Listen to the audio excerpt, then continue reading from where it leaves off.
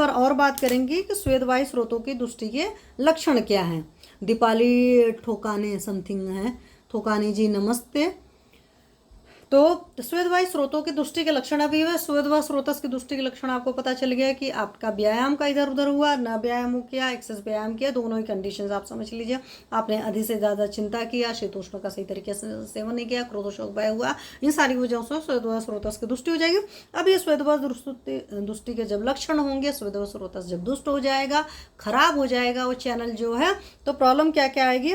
तो प्रदुष्टानाम खलु येषाम इदम विशेष विज्ञानम भवति, कि खलु मतलब होता है निश्चय ही, तब ये सब सारे लक्षण होंगे।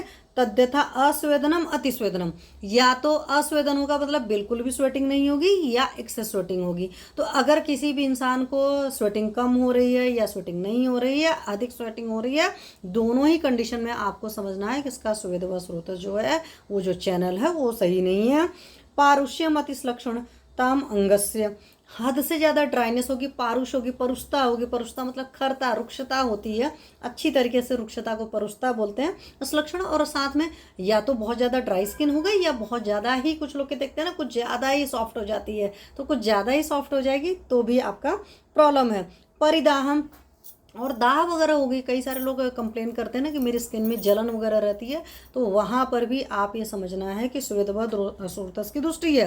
तो अब जब आपने दाह वर्ड सुना, तो दाह वर्ड में जब आप अभ्यंग देंगे तो उस तरह का तेल होना चाहिए जो थोड़ा सा शामक भी हो, मतलब हल्का सा उष्णता हद से ज़्यादा न क्रिएट करे। जैसे आप क्षीर वाला तेल दे सकते हो, हल्का सा ठंडा होता है, क्षीर होता है, लाक्षा वगैरह के तेल होते हैं, मूरी वेन्ना तेल भी दे सकते हो, क्योंकि मूरी वेन्ना तेल जो है, मूरी वेन्ना में बेस है आपका दूध वगैरह का है, और वो दाह क्रिएट नहीं किया करता है, और मैंने करा करके रखा हुआ है पेशेंट को, इसलिए मैं आपको बता रही हूँ। तो इन तेलों से आप मालिश कर सकते हो। तो पेशेंट आपकी जैसी कंप्लेन करे, उसकी कंप्लेन के हिसाब से आप वो दोष समझ सकते हैं, क्योंकि भाई आपके पास या तो इतनी ज़्यादा बहुत कहते नहीं बहुत बड़ा अनुभव होता है, भले समझ पाते हैं। अदरवाइज आप मरीज से पूछते हैं ना भाई कि क्या है ये, तो ड्राइनेस तो आपको दिख गई, ड्राइनेस दिख गई, अधिक सॉफ्टनेस है तो वो भी टच दिख गई, और जब पल्स पकड़ रहे तो लगभग मोटा मोटा आइडिया लग ही जाता है कि हाँ उसके स्किन का टेक्सचर कैसा है या स्किन की सॉफ्टनेस कैसी है।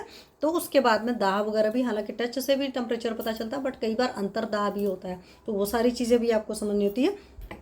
तो परिदाहम लोमहर्ष, लोमहर्ष रहता है मतलब रोए खड़े खड़े से, कई बार होता है ना, कुछ लोग का देखोगे अधिकतर ऐसे ही खड़े रहते हो, तो वहाँ पर भी स्वेदवा स्रोतस की दृष्टि है। च दृष्टवा स्वेदवाहानि वस्य स्रोतान से प्रदुष्टानि विद्यार्थी, तो मतलब अगर आपने देखा किसी भी इंसान को एक्सेस स्वेटिंग हो रही है, नहीं स्वेटिंग हो रही है, या बहुत कम स्वेटिंग हो रही है तो भी प्रॉब्लम है, स्किन अधिक ड्राई है तो भी स्वेदवा स्रोतस की दृष्टि है, स्किन अधिक सॉफ्ट है या ज़्यादा स्निग्ध है, सिंपल लैंग्वेज में यूज़ करेंगे, तो भी उसके स्वेदवा स्रोतस की दृष्टि है।